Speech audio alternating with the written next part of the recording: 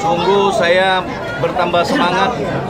Pertama terharu, pertama sedih, terus terharu dan bersemangat. Sedihnya itu bahwa saya sekarang umur 58 tahun, sampai hari ini, saya mulai lahir sampai hari ini, ternyata Puger tidak pernah berubah. Tetap seperti zaman saya masih baru mau lahir. Tentunya ini menjadi persoalan kita semuanya.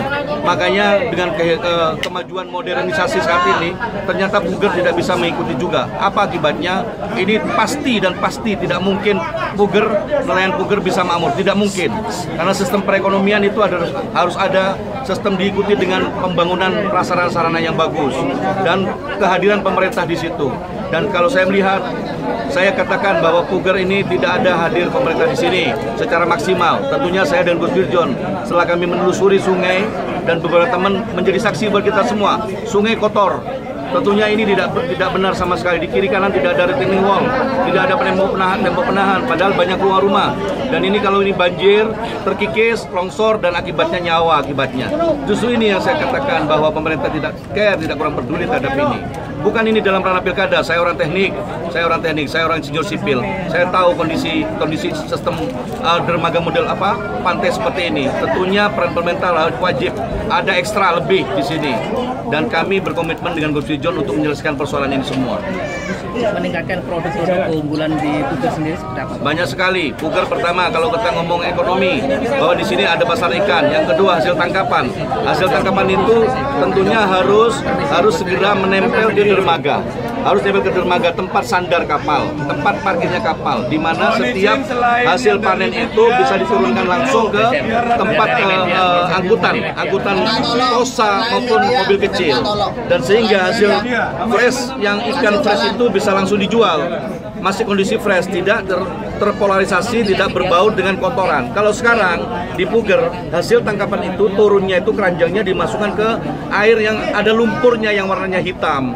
Dan ini menjadi persoalan ekonomi. Harga nilai ikan menjadi turun. Sampai saya pernah di sini, saya 2 hari observasi di Puger. Mulai jam 5 pagi sampai malam. 2 hari saya keliling, saya bawa kapal sendiri. Bagaimana susahnya nelayan Puger ini pakai kapal. Itu bukan power steering itu.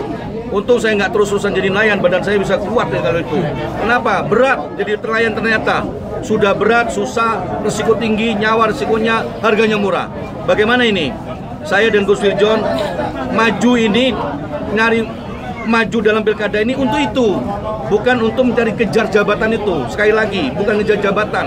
Tapi lewat jabatan itu bisa menyelesaikan persoalan. Jadi saya harus lewat ke sana.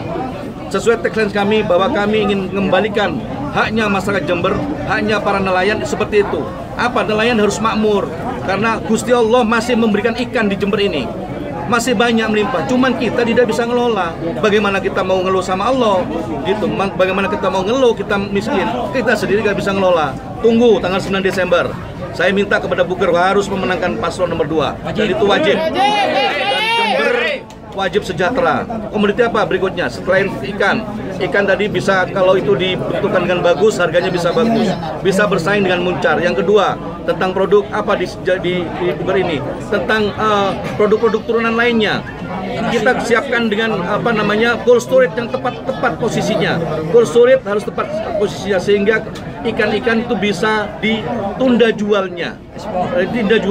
Di Kaleng ini bermacam-macam. Ada wisata. Saya berkomitmen ingin membuat Puger ini sister city-nya Volendam, seperti di Amsterdam, di mana tempat-tempat parkir kapal nanti terapi.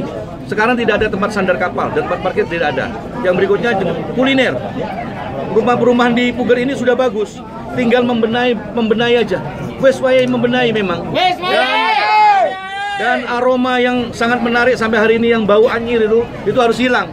Harus bau bagus supaya para wisatawan datang ke Puger dia akan betah di sini, baunya aromanya bagus. Yang ketiga, kami akan membuat dermaga di Puger ini namanya Dermaga Muhammad Sruji di Getem, dan kami akan membuat bandara internasional di Getem namanya Bandara Muhammad Sruji di Getem. Itu pahlawan Jember. Pak Haji, terkait dengan adanya tumpukan sampah ini seperti apa PR-nya? Justru tumpukan sampah ini tidak bisa ditolerir karena memang prasarana yang lain, retaining wall semua, tembok penahan tidak dibangun. Justru ini akan persoalan itu di situ. Kalau ini sudah kita rapikan, masalah sampah tentunya bisa tidak boleh dibuang ke sungai. Harus ada tempat khusus khusus untuk mengelola sampah organik maupun sampah anorganik. Harus kita pisahkan di situ. Untuk kasus perumahan bagaimana? Perumahan sudah diurusi dan sekarang sertifikat sudah banyak yang keluar. Insya Allah nanti kekurangan sertifikat yang belum keluar kami akan urusi, dan kami harus tahu betul siapa yang menerima sertifikat perumahan nelayan tersebut. Yang kedua, yang namanya jalan, lampu penerangan jalan harus kita perbaiki sehingga mereka bisa hidup, perumahan itu bisa ditempati, karena perumahan itu sudah keren, bagus, program yang bagus, namun terbengkalai selama 5 tahun terakhir ini. Program untuk nelayan khususnya ke depannya Pak? Program untuk nelayan Pak? Program untuk nelayan tentunya nelayan harus keren, harus betul-betul punya masa depan yang bagus. Tentunya tahapannya nelayan tidak mungkin dia berbeda profesi. Nelayan harus ada punya produk-produk turunan yang lain seperti terasi, seperti pengalengan ikan, itu harus ke sana. Dan tempat pelelangan ikan, pengalengan ya, bukan pelelangan, pelelangan ikan seperti di Jakarta, di Muara Karang, itu di situ ada tempat nelayan, bawah itu tempat pelelangan ikan, yang lantai 2-nya tempat kuliner, dan itu bisa meningkatkan pendapatan yang dari nelayan. Untuk data-data nelayan yang selama ini masih belum dapat bantuan gimana itu?